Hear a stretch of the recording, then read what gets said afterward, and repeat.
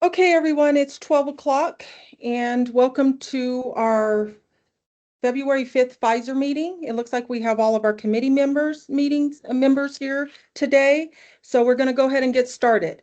Our first item is any consent items. We do not have any consent items. Let's go to approval of the minutes for our Councilmember Jackson and Councilmember Wiles. Do you have any changes or revisions to the minutes? Or do you approve them? I approve them. I Okay. approve. Okay, I approve as well. So now we're going to go to our federal legislative update. We have Lizzie here. Hi, Lizzie. I hope Hey, you're keeping warm Councilwoman. in DC. Uh, no, ma'am, we are not, but we are really excited for spring, even more so than I think we started this month with. And we're But having spring, so. I know, I wish if y'all could send some better weather over here, we would appreciate it. We don't operate well with the snow. Us East Right. Coasters don't do it well. But it's so good to see you. We have a pretty packed update for you all today from the federal level. So we'll start with the fiscal year 2026 appropriations bills. Earlier this week, I'm sure people may have seen the House was able to pass nearly all of the federal appropriations bills. And so for the city, that's fantastic news because as part of that, we have a bunch of earmark requests in the Transportation, Housing, and Urban Development Bill that were able to be signed into law. And I will go into the specifics of those just in a second, but I wanted to give you all just an update as to why the process is not completely closed out quite yet. So as you can imagine, as a result of the events in Minneapolis, there's a lot of pushback on trying to get ICE to have additional oversight measures. As part of that, Senate Democrats last week were supposed to pass all of the appropriations bills and close out the process for FY26. However, they did not feel like they were able to muster the votes and didn't feel right with mustering the votes to pass all those appropriations bills that would also include the Homeland Security bill.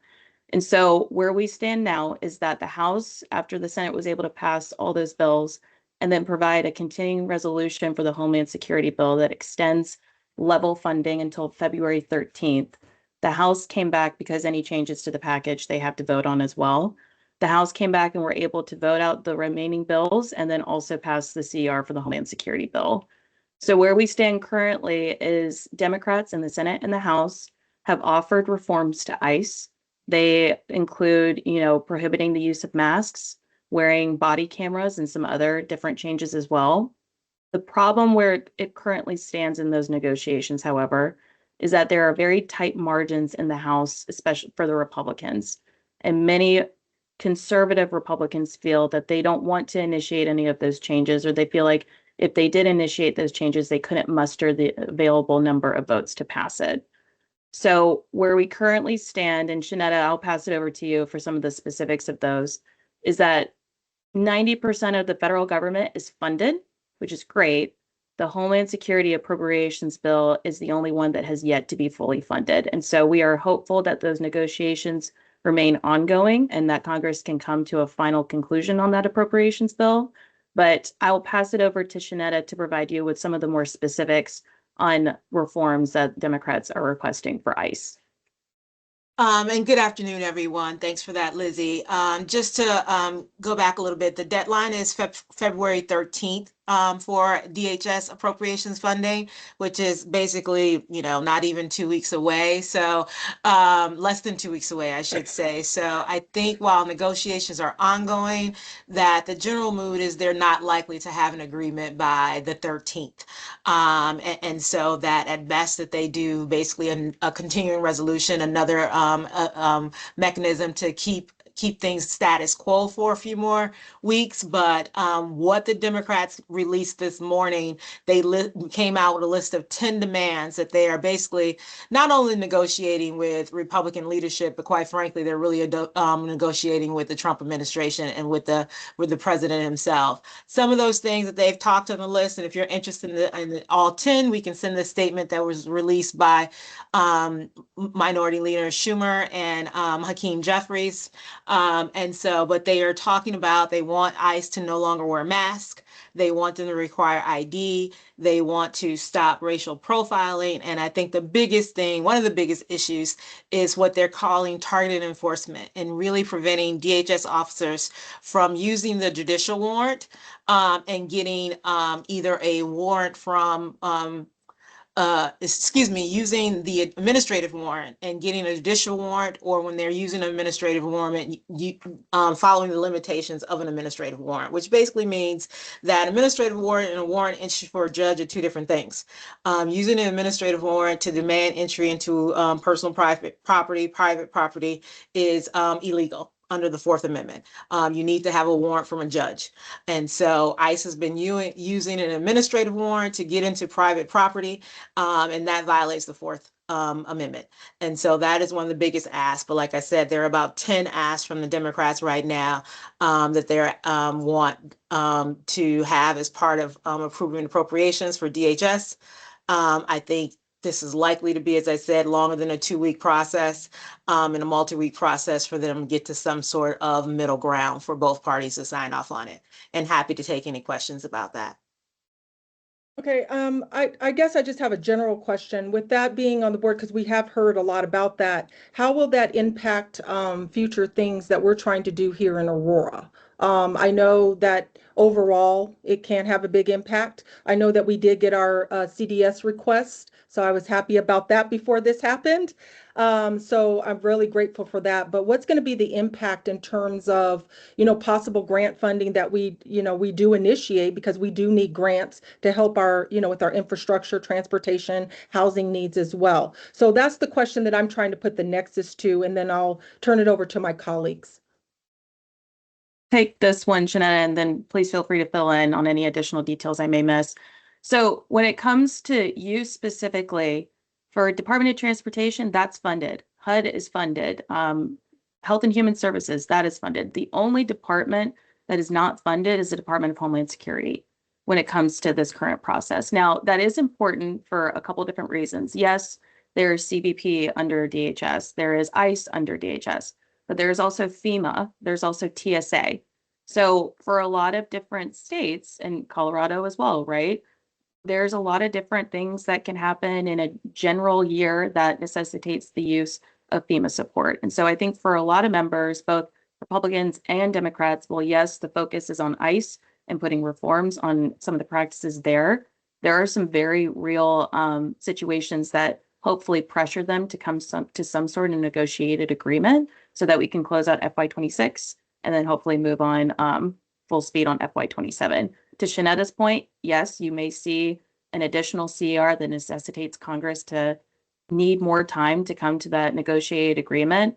But I think there is an acknowledgement across various senators and congresspeople in various states that there are other sub-agencies as part of DHS that are important outside of just ICE and CBP. Okay, so let me just go down a little bit. Let me drain down a little bit more. So I understand about the state. I understand about the FEMA. I know all those have implications, but let's go down. Let's just delve down a little bit more to the city level, to the local level. What about that? So that understand, we have TSA, we have FEMA. I know that, but let's dive down a little bit more to the local level. So the money that you've gotten approved through, which we were going to talk about a little bit more in detail, through your CDS funding, that's been approved. So, and that should not be affected. I think the one thing that you've seen with this administration, though, there's always a small caveat, is they have been a little slow in getting funds out through grants and things like that. And they are definitely reviewing grants through a different lens than the previous administration. So, that I think will continue. Particularly, you have to remember that many of these same agencies are understaffed due to some of the DOGE efforts and things like that. So the process, the money you've been approved for, you will get. The grant opportunities should go out, but you should always be, mindful that things will move a little slow because of the federal agency cutbacks and things like that. Okay, and the reason why I brought that up, thank you, that's the answer that I wanted, because I know that in the past we've had a project, and when we went to DC before last year, we had to say, hey, the funding was taking a little bit of time. And so when we went into our, our officials, our congressional officials, to talk to them, that was something that we brought up, and that's kind of what I wanted to dive into a little bit on that. So thank you so much for addressing my question. I'm going to start with Vice Chair Jackson. Vice Chair Jackson, do you have some questions on the report thus far? Yeah, I do. Thank you for the update. And if the FY26 is not closed out, what happens? Because it sounds like there's a deadline of 2 weeks. Does that impact any other funding, or is it just that department? It would just be for that department. So like Shanetta was saying, the funding that you all receive through your earmark request, that's a part of the Transportation, Housing, and Urban Development Bill. That bill has been signed into law. So the city will be receiving the funds for that. Okay, great. And then if you all could send me and anyone else who's interested those 10 asks, I would be really curious to read those. And again, just thank you so much, because so many of our constituents are impacted by DHS. So it's great to have an update on a federal level. If you could send those through Liz and then get them to the committee members, that would be the process that I would recommend. Do you have any other questions, Councilmember Jackson? Okay, Councilmember Wiles. I don't have any questions. Thank you, obviously, for this information. I'll be interested to see what happens over the next, like less than 10 days, I guess, to see if they're able to come to some sort of an agreement. Mm-hmm. Okay, so we'll let you both go ahead and continue with your update. Okay, perfect. So for the specific projects that the city was receiving funding for, there are a total of, I believe, 5 projects, all again under the THUD appropriations bill. There will be $850,000 for the Aurora Fire Rescue Fire Apparatus Project. That's for a new ladder truck.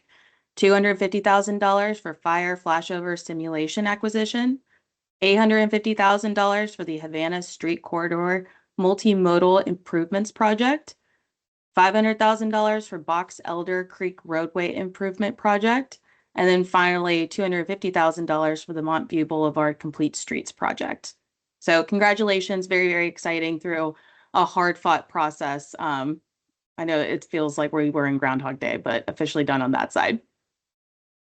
That's very exciting. I remember, being on Pfizer for so long, I remember going and we were advocating for these projects over and over and over. And I never thought there was going to be any traction, but to see that we got all 5, that's amazing at the federal level. So thank you, everyone, city staff, even you guys for, just all of this. This is really great for our city. So. Yeah, no, we're excited to see this as well. Switching gears, we talked a little bit about this on our last call with you all, but we have been in contact with the Colorado delegation on a submission of a Water Resources and Development Act request. That's an authorization to seek funding for water-related infrastructure. So it's a longer process than a typical appropriations process, but with that process, we're able to request a larger amount of funding and then seek it through the congressional appropriations process to actually secure the funding for it. So just for everyone's awareness, we did submit a project titled the Westerly Creek at Akron Street Storm Sewer and Outfall Project. We submitted that at $15.6 million to Senator Bennett, Senator Hickenlooper, Congressman Crow, and then Congressman Evans' office as well. They are in receipt of that project. It would help authorize funding for infrastructure investments that improve stormwater management and help reduce flood risks. The WARDA is what they call it process in both the Senate and the House. The submission process for that has been closed out. So we turned it in on time. We are now just awaiting to hear back from the congressional offices on if they were able to support that project submission. And so as soon as we have any updates on that, we will be sure to let you know. But as it currently stands, we are in good position to hopefully be teed up on that side of things. And if I can just add to that, we held an event last night at the firm for Democratic senators, and both your senators were in attendance, Senator Hickenlooper and Senator Bennett. And I was able to talk directly to Senator Hickenlooper and his staff about the water project, which they were excited that we had put in on behalf of the city of Aurora, and welcomed us, doing it and continuing working with his office to see if we can get that done. Senator Bennett snuck out before I could get to him and his staff, but we will be following up again with them as well. Well, that's good news as well. So positioning us well on that. Any kind of funding that we can get, I think that's fantastic, especially from the federal level. So I'm going to go to Vice Chair Jackson. Vice Chair, I'm just kind of splitting this into little parts. Do you have any questions on that, or any updates that you want to, or not updates, but any questions you have for Izzy and for Shanetta? No, not at this time. Thank you. Okay, Councilmember Wiles. No questions, but I echo your thank you for your hard work. That's awesome to get those funds. Before I go outside and do you want to continue with the update?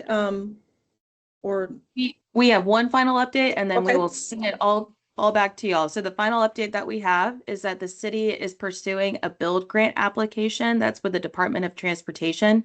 Build grant applications are for infrastructure, highway infrastructure, potential bridges, streets, things in that realm. And so the city is applying for it. The deadline for submission of a grant application is February 24th.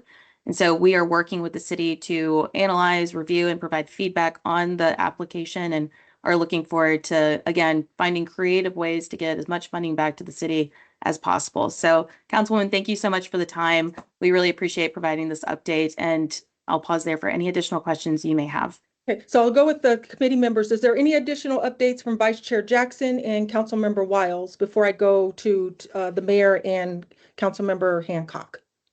Nope. I do have one question just on Okay. the last item, the build grant application. Is that just a general fund that could be used for any infrastructure, or is it targeted to specific things? It's You know, more like so specific bridges or whatever that looks like. Oh, I hear you. It's typically targeted to more surface transportation needs. So instead of, maybe water system improvements or things that involve potentially like an airport, for example, that wouldn't typically be where we would seek funding from. But for things in the surface transportation space, that is exactly where this is a good opportunity for.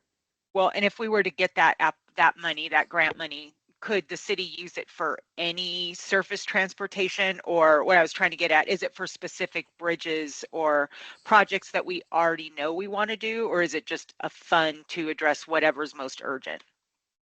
Typically, whatever is most urgent, but for this application specifically, it would be focused on improvements to the Mount View Boulevard. It would also help fund several intersection improvements and create several bike and pedestrian paths. Great. Thank you for that clarification. I appreciate it. You're welcome. Okay, so before I let both of you go, I just want to see if Mayor Kaufman and Councilmember Hancock, do you have any questions on the update that has been provided by Lizzie and Shanetta? Okay, I don't hear Well, anything. Chair, I just wanted to Oh. echo your sentiments, Chair, with regards to that funding, those funding resources coming through. I remember that trip last year when we had our hats in our hands. And so I'm so great to see that those things happen. Well done, Chair. Well done. Okay, with that being said, thank you so much. We'll see you guys in a couple weeks, and actually looking forward to meeting you both and with your firm as well when we come out in April. So thank you so much. Have a great rest of your week. You too. Bye, everyone. Bye. Bye. Okay, so we're going to go to our next agenda item. It's our state legislative update, and it looks like we have Peggy. You've got me. Okay. And Just tots today. I just also want to say, please tell Cammie that I'm going to miss her. Cammie was part of the team, and she's no longer going to be with Capital. So, but just tell her, because I've worked with her for a very long time. So Yeah, I certainly will. I had lunch with her last weekend. So okay. I appreciate that, and I'm sure she will as well. So good afternoon, everybody. I hope you're all well. The session, as you know, started a few weeks ago, but it's still moving pretty slow. We've been delayed on committee work because of the State SMART Act hearings. Those concluded in the middle of last week, and now we're starting to see more bills come through. The Budget Committee is also very active and meeting daily, as they always do, but right now they're wrapping up the supplemental process, and the supplemental package should be introduced Monday in the House. They should be finished with that by Wednesday or Thursday as far as debating those supplemental items. And then it should be introduced in the Senate Friday, and the whole process will resume for the Senate. The hot departments right now are HCPF, the Healthcare Policy and Finance Department, the Department of Corrections. HCPF is still grappling with cuts in Medicaid, and Corrections is looking at they've made an ask of 788 beds. The only bill that we've been working on thus far is the only one that we have a position on is the House Bill 1039, which is the municipal jail bill that Representative Carter is running. We've been working with the bill proponents and trying to find a compromise to what Aurora needs and what they can, what the ACLU needs. The bill was heard yesterday in committee. It was pulled from the pulled off the table so that we can still work on more amendments. And excuse me, we hope to have that done in the next few days. I really want to thank the committee for giving us the position of amend, because that has allowed us to continue working with the groups. And we hope to get that resolved in the next couple of days as the bill moves forward. And that right now is about it. Any questions that I may be able to help with? So just for me, Totsi, and I know can I just ask, when do we get the tracker? Are we getting the tracker every week, or what's about all the bills? That's updated daily. Liz has her hand up. She has. Okay, go Are ahead, Liz. you're not getting that? Yeah, Well, sorry. I've sent it out. Okay, I'm sorry, Councilmember. I'll lead. Okay, because there's just some bills that, I mean, I know there's a lot of housing bills out there, and I understand that they may not be a nexus to the city, but I know that there's a lot of things coming out. And I just want to make sure that for our meetings, that we're capturing the bills, and not just being selective. And I just want to make sure also the committee members get the bill tracker, because they may have some questions or maybe some bills that they feel like we should. And I'm just not feeling, there's a lot going out there. I understand, Tatsi, how many bills have been dropped so far? Almost 250. Okay, like today, I had a question for Liz just right before this meeting, talking about House Bill 261036, local taxes on vacant residential property. Now, she gave me the update, but that is something that maybe I'm not sure in a way, if to me it might have more of a nexus, but I'm just wondering because there are a lot of bills out there pertaining to housing in particular and taxation. So I just wanted to know, how are we getting this tracker? So that's just something for me. And I can bring it up to have questions for the other members as well. Go ahead, Liz. I'll let you go ahead and respond to that. You're muted, Liz. You're on mute. I'm so muted. Thank you so much, Councilmember Lawson. I had emailed out the tracker for Capital and for CML a couple weeks ago. I also plan on sending out the tracker every week post this meeting as I send out the updates on the positions that we've taken. So in those emails, you'll also see the links to Capital and for CML's bill tracker as well. So I hope that is what you're looking for. Okay, that would be great, because there's like another bill that I wanted. I'm just giving you an example, like Senate Bill 26001, workforce housing and housing tax credit. And I know that's with the county probably per se. That's probably why we're not talking about that. But those are just some examples. I'm just giving some examples of just bills that I'm not really seeing on the tracker. So that I'm following or trying to track myself. So that's just something. I'm glad that we'll get it weekly going forward. So okay. So before that's all I had to say on that. Thank you, Tatsi, for that. How many bills have dropped so far? Almost 250. A lot Okay. of them some of them came from the interim committees, even though those numbers were cut back drastically. But I'm shocked. There have been bill deadlines and nothing has been introduced. We expected a huge day Friday because that was a deadline, but nothing was introduced, and 15 bills were introduced Tuesday. So it's Senate bills, they haven't been introduced since January 28th. Wow. Okay. So, Yeah, if we could yeah, just get an update maybe on the absolutely. tracker a little bit more consistently. I just think that would be important for the committee to also see. I know it's a lot of emails and stuff, but it's really interesting to see what bills were going, just in case there's some interest from the committee members about maybe bringing something forward, and just talking about that. So that's all I have to say. I'm going to pass it over to Vice Chair Jackson and and Councilmember Wiles. I'll start with you, Vice Chair.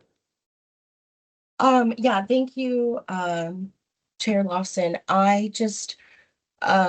This was kind of really related to a question that I had, but kind of along the same lines, just curious if Liz could come and present in study session to talk to us a little bit more about how, if there's a bill that we are following, that we would like to maybe bring up to city council, what's that process look like?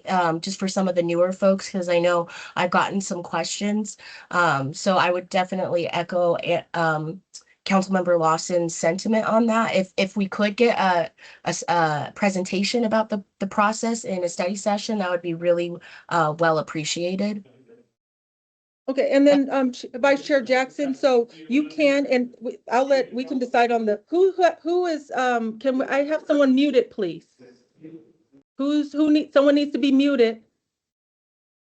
Okay, thank you. All right, Vice Chair Jackson, so underneath 7 and 8 of our, 6 and 7 of our agenda, you can bring up a bill that you're interested in. I can understand about the presentation. This Okay. is about a bill that you're interested, because it does need to kind of go through the committee. Right, So, exactly. So 6 and 7 are those things called last minute bills, last minute federal bills, and last minute state bills. So if you see a bill on the tracker, for example, that you want to bring up to the committee, because we do need to discuss it before it kind of goes to the full, because this is what this committee's about, then you can talk to Liz, say, hey, I want to bring up, I'm just giving that example, the Senate Bill 1036, for example, and I want to talk about that bill. So then we can bring it up on that at the committee on agenda item 6 for the state and 7 for the federal. So Okay. that I just want to talk about that process. Now the actual giving a presentation, that could be something that we can that can be brought up, whoever sets the agenda. But I'm talking about bills. Okay, So, gotcha. Okay. yeah. Okay, go ahead, Liz. I'm sorry. Yes, thank you so much, Councilmember Lawson. I'm having a problem with meeting today. So just information, I'm happy to do a presentation upon that request, happy to do that. Just again, reiterating that after every Pfizer meeting, I do send out a follow-up recap email. It does go to all council. In that email, I also note that if any council member would like to bring forward a bill to the committee, to please contact with Chair Lawson. If you have questions, I can answer questions about bills, and I do note that in those follow-up emails that I send post this committee meeting. Perfect. Thank you so much for that. And Councilmember Wiles, do you have questions or follow-up on the update that Tatsi has presented, or anything else that you would like to bring forth? No, I do not at this time. Thank you. Okay, I'm going to go Mayor Kaufman and Councilmember Hancock. Do you have anything? No. Okay. All right. So now we're going to go to our positions. So Liz, how I like to do this for the positions, it looks like we have 3 bills that we need to discuss. So let's start with, 4A. We'll discuss the bill, get any questions, and then at the end of the bill, we'll take a position. Because it looks like 4D is like a separate topic, but we're going to kind of make sure that these go together. Do you understand okay. Yes, So I we're going to understand. so we're going to go to 4A, we'll have the discussion, and then we'll decide, I'll go to all the committee members, and then we'll take a position instead of having that being like a separate bill info and position. It looks like it's a separate item, but I think it's supposed to be together. So, okay, I'll let you go ahead and start. Thank you so much, Chair Lawson. So the first bill to discuss today is Senate Bill 26-070, ban government access historical location info database. This bill would prohibit a government entity from accessing a database that reveals an individual's personal historical information. Obviously, there are some certain exceptions to this. It also would prohibit us from sharing this information with third parties or government agencies outside of our own jurisdiction. A lot of this information would not be able to be made public per Cora. And also we would have to be adopting a policy to maintain compliance with these provisions in this bill. Staff is recommending a position of amend for this legislation for several reasons, as noted in a lot of the documentation that has been provided for this committee. So I'm going to do an overview, and I'm happy to deep dive into other questions after that. So we have a lot of concerns with this legislation and how this would be enacted. So currently, how the investigative process works is that we utilize historical location information to prove plausible cause to get a warrant and to have that. So to have the law switch it around where we would need a warrant to access that data would be very challenging as we conduct our investigations. There is also a 4-day retention period, which could cause issues as it does not allow more time for additional complex investigations like homicide or human trafficking. In addition to that, we already have in Colorado robust privacy laws, such as the Colorado Privacy Act, to prevent privacy. So as an example of this, when we use our license plate readers at the city, our vendors retain this information for 1 year, and any APD cameras, we only can retain this information for 30 days in accordance with the law that already exists. So we also have our own policy in place where all searches and system activity are logged and audited to ensure compliance with state law and policy. We share our data with other law enforcement agencies as we're working across multi-jurisdictional crimes, and this bill would indeed hamper those efforts. I also want to note that public release of this information is prohibited by law, court order, or subpoena. So we'd like to have that provision removed. In addition to that, there are also some confusing provisions on application when it comes to keeping data, where people would be able to give exemptions to that. It's a little bit confusing on if someone owns a vehicle that is jointly owned by someone else, who makes those decisions at the end of the day for the location data. It's really confusing for us and how it would be implemented, and we would like to see that provision moved as well. The bill also mentions facial recognition systems in its definition of database and imposes additional strict restrictions on them. Currently, facial recognition services are already regulated by current state law. So in addition to what's currently in state law and this new law, it would create a lot of conflict and a lot of confusion on which laws are applicable when. So we'd also like to see that removed since we already have a law on it. And also would prohibit us from providing pertinent information to other jurisdictions. So I think that we understand the intent of the bill with what this is protecting privacy. However, we do think there are some amendments that can be made so we can further strengthen certain areas of the law. We recognize this is specifically related to immigration activity and healthcare access, so we want to make sure we're respecting that. In state law, we already are prohibited from giving this information out to other states or jurisdictions for ICE, so that we're not really sure how that would continue to work. However, we do believe it can be amended specifically with CRS 2474-103 to expand that historical location data for vehicles in the law. So we would like to work with the bill sponsors to maybe narrow this a little bit more to get to what they're going after and be in compliance with that without creating additional confusion in other parts of the law that are already that we already are in compliance with. Happy to take any questions on that. Okay, a lot. So I'll start with Vice Chair Jackson, and then we'll go to Councilmember Wiles, and then I have a question as well. So we'll start with you, Vice Chair. Absolutely. Thank you for that update, Liz. Can you go over again in specifics why you all are asking for the amend? What are the pieces I hear? You think some of it is like an overreach or unnecessary? Could you just flesh that out a little bit more? Of course. So we do understand why the bill sponsors want this bill. We understand the reasoning for that.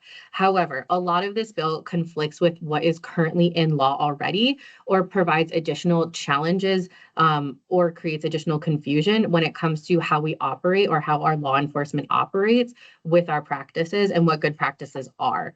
So in the spirit of wanting to come to compromise, understanding what the bill sponsors require, we really want to be collaborative in this, where we can understand what are sections of the law that can be expanded to address historical location data, but also not impede our ability to conduct investigations, especially as we are in a metro area, and doing cross-jurisdictional investigations are very important to us. Does that provide a little bit more detail? I'm happy to go into what specific CRSs that we've been looking at as well.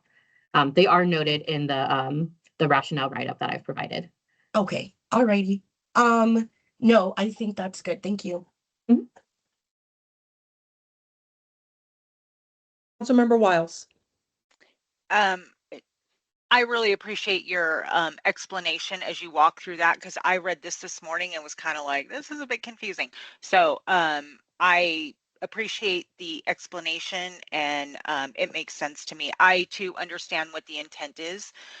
Obviously, there are a lot of concerns out there with information being used for civil enforcement and not as it should be for just criminal actions.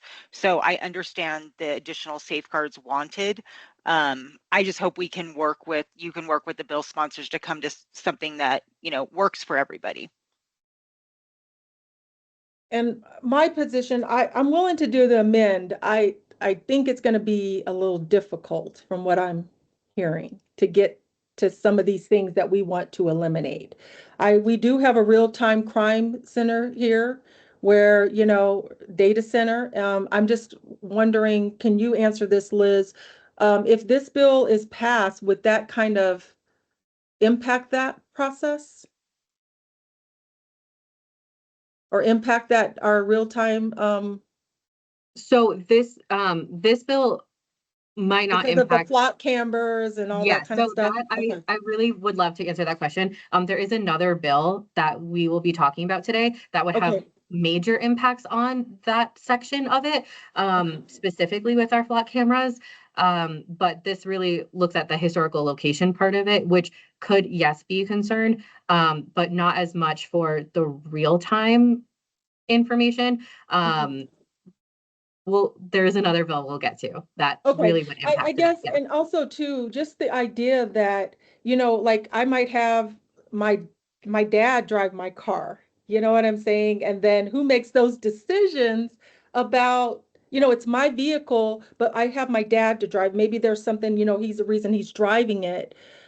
I guess the decision-making process is very, very concerning on Mhm. that. Yeah, So that's why we're I hope recommending have that I provision hope that removed. is something that you can work out for sure. I have a issues with a lot of it, but I think that is really um interesting. Like, what if your car gets stolen and they're still trying to do an investigation, but investigation can't really happen, and this person's like, well, yeah, I'm not going to do it, but it's an investigation on my vehicle that has been stolen.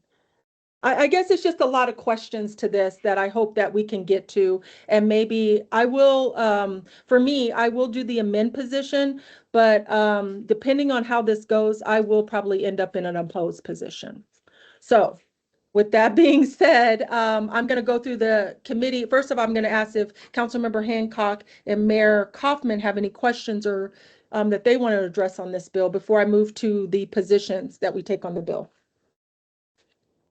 Okay. So, Vice Chair Jackson, do you accept are you good with the amend position from the city to try to see if we can get some amendments on the bill? I'm gonna oppose the amendments. Okay, so you're going to be an oppose on this bill? On the amendments, On the amendments, okay. Yeah. Well, right now we're just, they're doing an amend position to try to talk. So are you opposed to the amend position that the city is wanting to take? So you're I am. opposed? Mhm. Okay, okay. Councilmember Wiles? I'm good with the amend position. Okay, I will go with the amend position to see what we can get. When is this being heard in committee?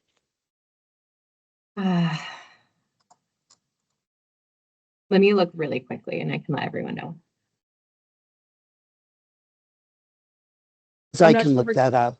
Okay. Okay, so it looks like we'll go It's with scheduled, go sorry. ahead. Go ahead, Liz. It's scheduled for Monday, February 23rd in Senate Judiciary. Okay. Okay. I would like to make sure that we're going to have another meeting in between that. I like to get some updates on how those conversations are happening, to see where that's going. So, Yep. right now, it will be 2-1. We'll take the amend position, so that'll move forward as an amend. Okay, Liz, let's go to the next bill. Okay, so the next two bills we'll be discussing are both going to be opposed. So the first bill is House Bill 26-1037, ban government purchase of personal data from a third party. So this bill would prohibit law enforcement and other governmental entities from purchasing or obtaining anything of value or certain personal data from third parties. We would also be prohibited from sharing this personal data between other jurisdictions as well. There are some exemptions for this, including obtaining a warrant, a subpoena, or a court order, or when the individual consents to sharing this personal data. It also would create a private cause of action for an individual who has their personal data obtained or shared in violation of the prohibitions of this bill. Staff again is recommending an opposed position on this bill. We don't think that there will be amendments that would address the multitude of concerns that we have with this. We again understand that privacy and personal data and the response of this are very important. However, it raises concerns about the use that we can do when it comes to public safety in our operations. So it really does limit the investigative tools with the broad prohibition that is in this legislation, and could unintentionally or unnecessarily impede law enforcement agencies or government agencies from obtaining personal information that could be crucial to investigations, emergency responses, or other public safety needs. So we do rely on a lot of this data for legitimate purposes, such as locating people for public health follow-up, tax enforcement, and ensuring compliance with local regulations. Most notably, this could exclude our ability to utilize Flock and our automated license plate readers.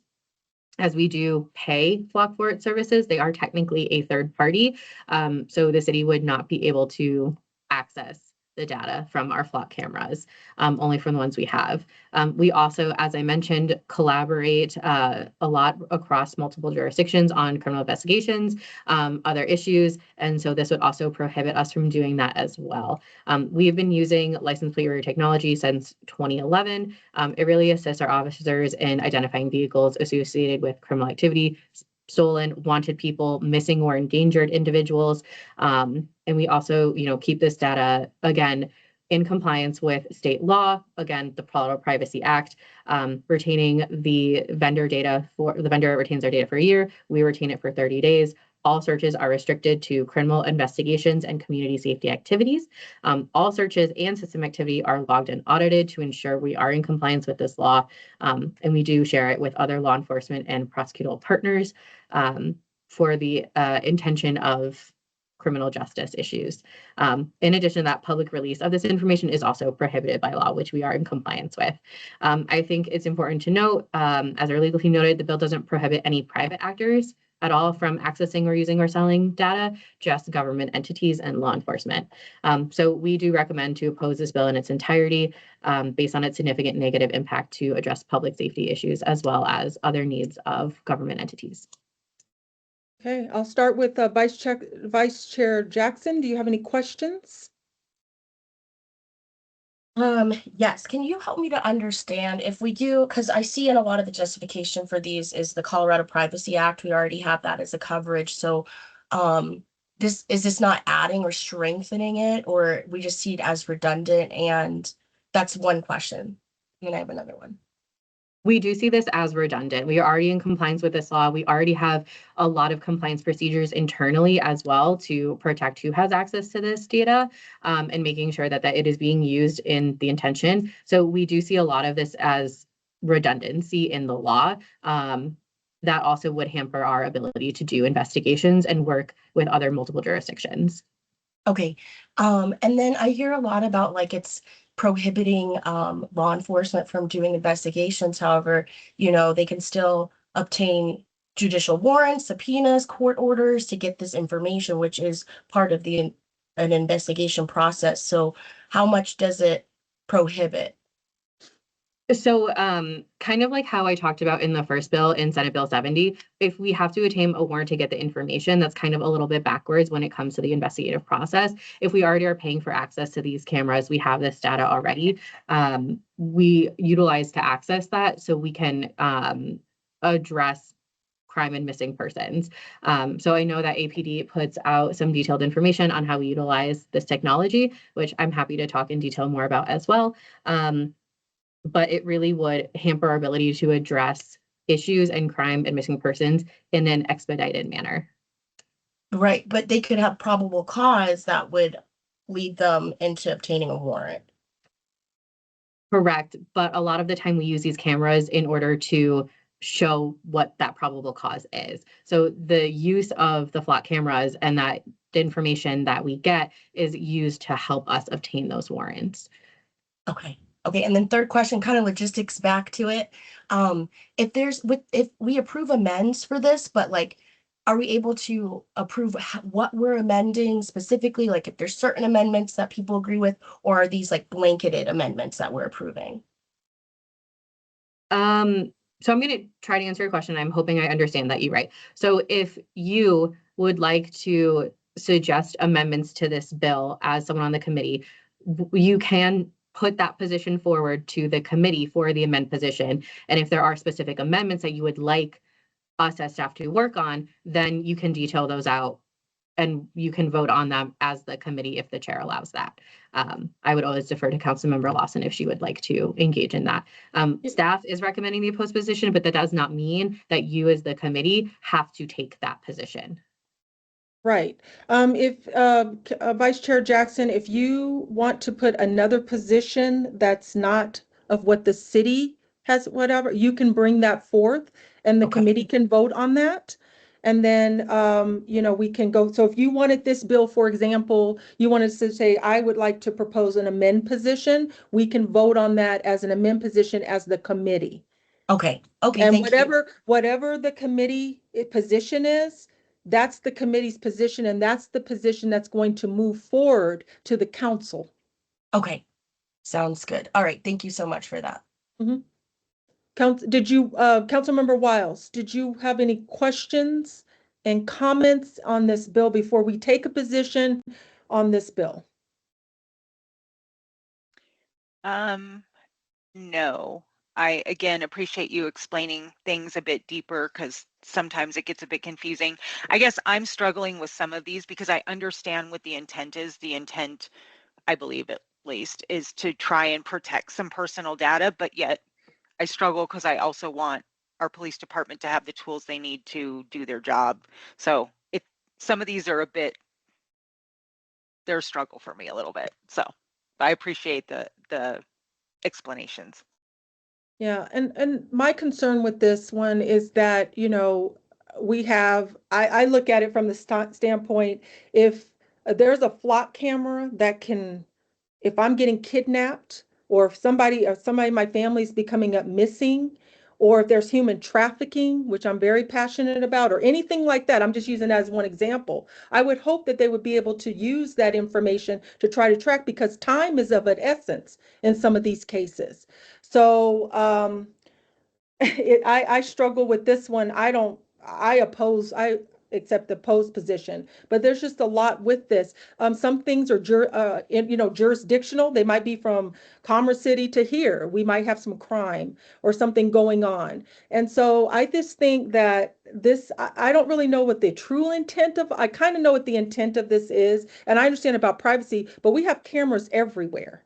We have cameras in parking, like at Corner Star. They have a camera right there. We have our Ring cameras. I guess I understand this is just for governmental and law enforcement, but we have cameras everywhere. And in a way, I'm kind of happy about it, because if something happens, then at least there's some type of tracking, especially if there's something of a true emergency. Just like last week, we had 3 little girls that were missing. I'm not saying, I don't know what was used, but time is of an essence on some of these things. And I would be happy if someone said, if someone said, hey, I saw this girl in this gray sweater with a red collar, being attacked by somebody, and she was pulled into a car. Time is of an essence. So I do approve the opposed position, and I'm hoping that, I don't know what could be worked out with this, but I'm definitely opposed. So before we take the other two, I'm going to go with the committee positions, and then Councilmember Hancock, I'll come to you. Councilmember Vice Chair Jackson, what's your position on this? Or do you have another position that you would like for the committee to consider? I don't have another position. I'm in favor of the bill. Okay, so you support the bill? I support the bill. The opposed position, or do you support? I do not support the opposed position. Okay, you do not support the opposed. So you would like for it to be approve a position, or is that, because I need for you to put that on the floor, at the meeting. Yeah, I am in favor. I Okay. support this bill Okay, so you support the bill as written. Okay. as written. Okay, so we do have a support position, so we do need to vote on that support position because you're bringing something from the committee. Councilmember Wiles, Vice Chair Jackson says that she's bringing up another position other than what the opposed position of the city. So do you want to support the position that Vice Chair Jackson has brought forth?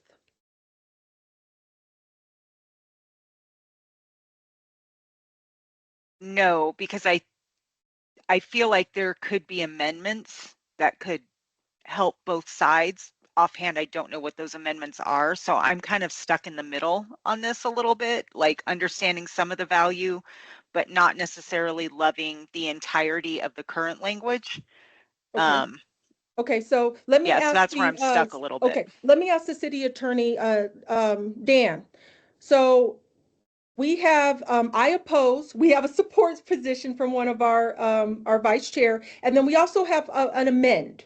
So how would that look? We haven't ever really been split that much, and I can't remember. So tell me, how we should deal with this issue. Well, it Oh, can go, George, I'm sorry, not Dan, George, I'm sorry. no problem, no worries, Councilmember Lawson. Okay, just give me the Um, process, because I can't remember how this would work, because we have 3 different positions. Yeah, that would go forward to city council and Okay. it could be voted on there. So Okay, that, since there's no consensus on how it should move forward from there. okay, thank you, George, for that, and go ahead, Liz. I was wondering, Chair, if it was acceptable to you, we could do the vote for the oppose, and if that vote is not in the majority, then if another council member wants to bring up a different position to vote on, such as amend, I believe we can probably do that as well, and then we would take that to the council Okay. to be reported out. And if the council would like to change that position, the council can vote on the majority, but the position of this committee is what the city's position will be. So I that would be my recommendation. I So- don't agree with you on that, because we have three committee members that have 3 different positions. So I'm for the opposed position. Right. But we have an amend position and we have a support position of the bill. George said that we could take those positions as for, because that is what the reality of the committee has voted on. So I'm not understanding why you want us to do an opposed position when we have It's just 2 if other. you wanted to. It's only if you wanted to, Chair Lawson. Well, Only if you wanted to. I think it needs to be transparent what the committee has voted for. I'm opposed. We have Vice Chair Jackson. She supports the bill. And then we have Council Member Wiles saying she wants to amend. So let's just bring that forward to the council. Is that correct, George? As You the can chair, definitely do that, yes. what's the complication with that? It's just then the city council will vote and Okay. then there'll be a hopefully there'll be a majority there on one of the 3 positions. I think Okay. what Liz was presenting is to Mhm. do a vote Okay, on oppose okay. and And see, then, and then you have an official action of FSAR saying, I okay, assume what'll happen is you'll be the one that votes for oppose and the other 2 council members vote against it. Then you Okay. have an amend and then one will vote for it. okay, so you're trying to say I need to go through the You formal could do that. actions. You could Okay. do that and have Okay. an official action. Okay, I Yes. will go through the formal action of each of the positions then. I was trying to see if we could do it that way, but thank you for the clarification. So let's go ahead and start with the opposed position that has been recommended by the city. I support the opposed position. Vice Chair Jackson, for the record, what is your position on the opposed position? Yes or no? No. Okay. Councilmember Wiles. On the opposed, no.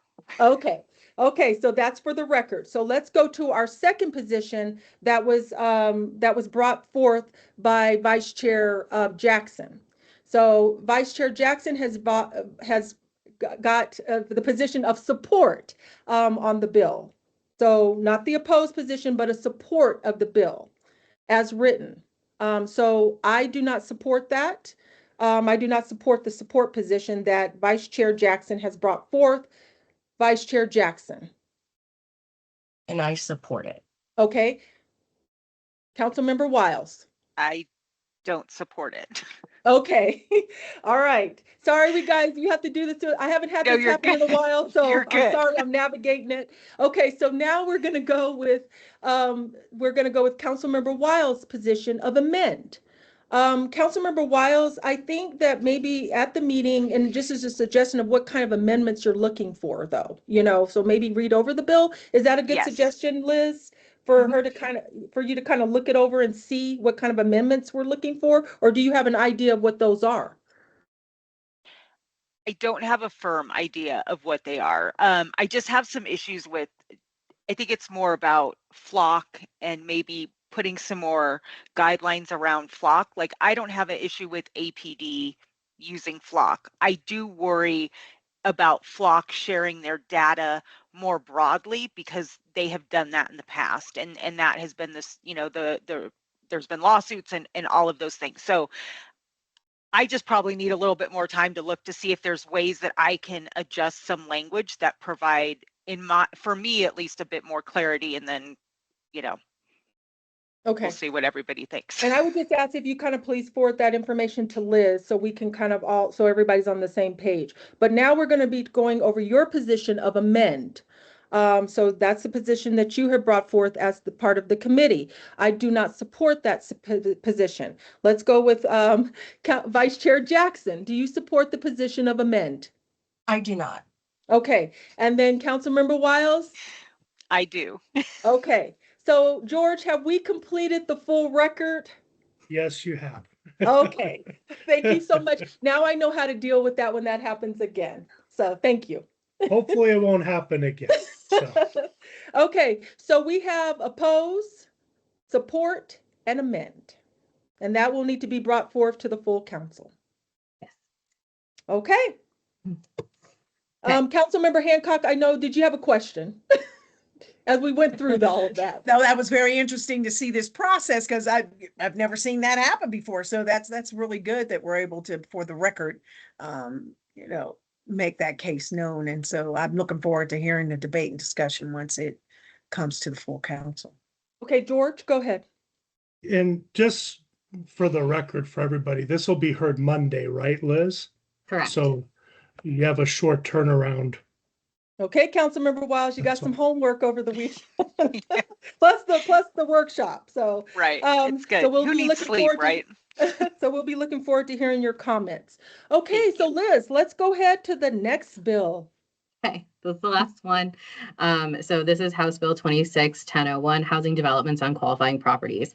So essentially, this would create through an administrative process a way to approve a residential development to be constructed on a property that doesn't contain any exempt parcel. This would, again, as I mentioned, be subject to an administrative process, and a qualifying property that would be subject to this would be a nonprofit organization who provides housing, a nonprofit that provides public transit, or other nonprofit entities that have entered into other agreements with nonprofit entities to create housing. This also allows school districts, universities, housing authorities, or regional transit districts to build and develop housing.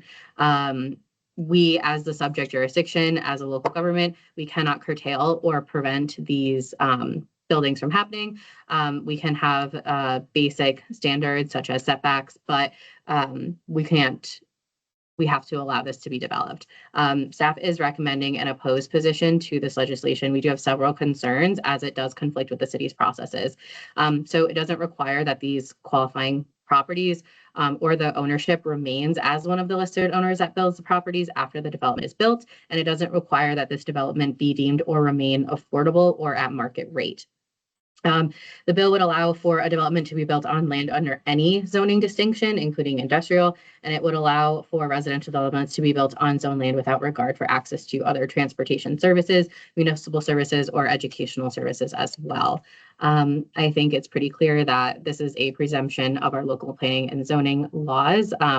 as this would not allow for any public input in the public planning process when this would go through the planning commission. So the public would not be able to weigh in on any of these developments and have anything actionable come out of that. It also would allow these types of developments to have childcare centers as a provision of recreational, social, or educational services if they were on conditional uses of that zoned district, again, without any public input process. I know this was in committee earlier this week, and one of the notes that the public can still comment on it. However, I would like to note that commenting during the planning and zoning process is not the same as commenting during a public council meeting, as then no actionable steps can be taken to address any concerns that the public has with this development. So as a city, we already allow for nonprofit and educational entities to build housing on their respective properties, going again through the planning and zoning processes that we have in place already. So we are recommending an opposed position on this legislation. Okay, I'll go ahead and start with Vice Chair Jackson. Questions? Thank And you, Chair comments? Lawson. Yes, thank you, Chair Lawson. I'm curious for the things that we don't like there's no public weigh-in. It sounds like they're not working with city council. There's something about you said something about the landlord or the property owner doesn't have to be a registered person who's in the business. Are we able to amend those items? We can do an amended position if you would like to put that forward to be voted on. As staff, we are recommending an oppose on this bill because of the reasons stated and because this bill is a violation of our home rule authority as well. Okay, thank you for that clarification. That's all. Okay, Councilmember Wiles. Thank you, Alli, for asking those questions, because that was a lot of mine too. I think my issue with this is there are things that I see as valuable with this, but then there are a lot of things that I also have issues with. I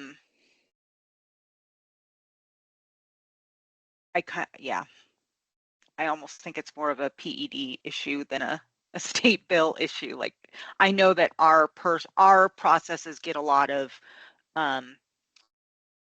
have a lot of pushback and grief in the development community. So I want to make things easier and more streamlined. I think this may be a little bit of an overreach because I also really value the public's ability to give feedback. And so this bill has me conflicted as well. But I don't know if we could change enough of it to make it make sense. So just me thinking out loud.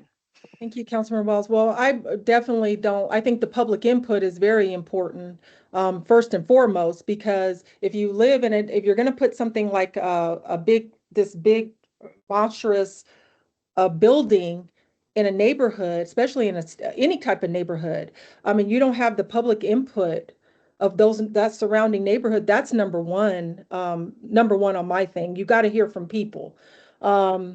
Whether the council votes for it or not, it's just the idea of hearing from the public and your constituents, whether you live in a ward or you represent everyone. So that's number one. Number two is that if they put something, for example, like out in Southeast Aurora, where they're still developing, and they say, oh, we're going to put this building out here. I'm just kind of giving an example. And then there's no transportation. There's no way for people to get places. There's no nothing. Who is in charge of that? Who is in charge of that? The city would be, or would they be, I mean, it's just like you could put something anywhere and then there's nothing to really think about how the grid is, how people are going to get somewhere, whatever it may be. So I have a lot of, right now, I don't think there's any amendment unless they're going to totally just strip this bill down to nothing, that would put me to support it or even amend it. So I'm in the opposed position. So I support the city's position on this. So I'm going to go, that's my position and my thoughts. I'm going to go with Vice Chair Jackson. What is your position on this bill? I would like to amend it. Okay, so we got that on the board. So we're going to do this one more time since I know what I'm doing now. Okay, and then Councilmember Wiles, what is your position on the bill? I'd also like to see if we could amend it. Okay, I value the housing. I know we need housing. I just wonder if there's a way we can amend it to make it make more sense for us as a city. Okay, so we're going to start with the first position of oppose, which is the city's position. For the official record, we have to go through this process. So I oppose the bill. I support the city's position. Vice Chair Jackson, do you support the opposed position? I do not. Okay, Councilmember Wiles, do you support the opposed position? No. Okay, so now we have two amends. Vice Chair Jackson has brought up the amend position. Councilmember Wiles has also supported the amend position. I'm a no on the amend position. Councilmember Jackson, Vice Chair Jackson, just for the official record, your position on the amend position. Support of the amend position? Yes. Okay, Councilmember Wiles. Yes. Okay, so we have from the committee, it will be the amend position instead of the opposed position.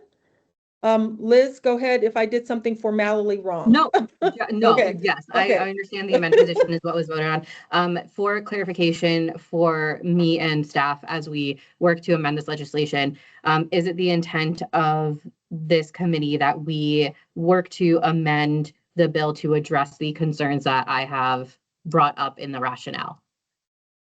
Okay. Yes. Yes. Okay, Liz, so that is the official position on this bill. It will not be opposed. It will be changing to amend. Wonderful. Thank you so much, committee. And thank you, Chair Okay, Lawson. great job, committee. Sorry, thank you for helping me go through all of this. All right, and going through the process. So with that being said, we're going to go to item 5, our water update. Do we have Shawnee here? I saw her online. Yes, thank you very much, Councilmember Lawson. I can be very quick. As Totsi said earlier, it has been very slow. There are currently 8 bills that we are just in a monitor position. There's a couple of those bills, specifically the outdoor recreation bill, which is House Bill 1008, and also Senate Bill, coming up with it off the top of my head, 016, which is the discharge of production plastic materials that the Colorado Water Congress is working on some amendments. So we're waiting to see those next week. There's a handful of bills that we do expect to come out in the near term that we will definitely want to keep close attention on. One of which is the underground injection control primacy. Supposedly there's something that's going to be coming out with respect to that. And there's going to be, unless it's already come out and I missed it, the protecting workers from exposure to extreme temperatures. That's going to be revisited from last year. So those are the 2 that we're keeping an eye out for. Okay, is there any questions from the committee regarding Shawnee's update on legislation? No questions. Okay, okay. Thank you. Okay. So we got that done. We don't have any last minute state bills or last minute federal bills. But again, as I stated, if there's something that the committee wants to put on that would be the sections that we would talk about those bills. Okay, so we just need to make sure they're on the agenda. So please let Liz know. And Liz, you can talk to me, Liz, whatever, and we can go from there on that for the committee members. Okay, Vice Chair Jackson, you said that you had something under miscellaneous matters for consideration that you would like to discuss with the committee. I did, and we actually you brought it up when you asked your question originally. It was the process. What is the process for us to introduce new bills that we might want to follow? So you covered it already. Thank you so much. Okay, okay. Any other miscellaneous matters for consideration? Councilmember Wiles? Anything? Okay. do not. Anyone else? Mayor Kaufman, Councilmember Hancock? All right. So our next meeting is February 19th at 12 p.m. So we'll look forward to going through our process. We'll probably have some more bills, but thank you, everybody. And you guys have a great rest of your day. Thank you. Bye.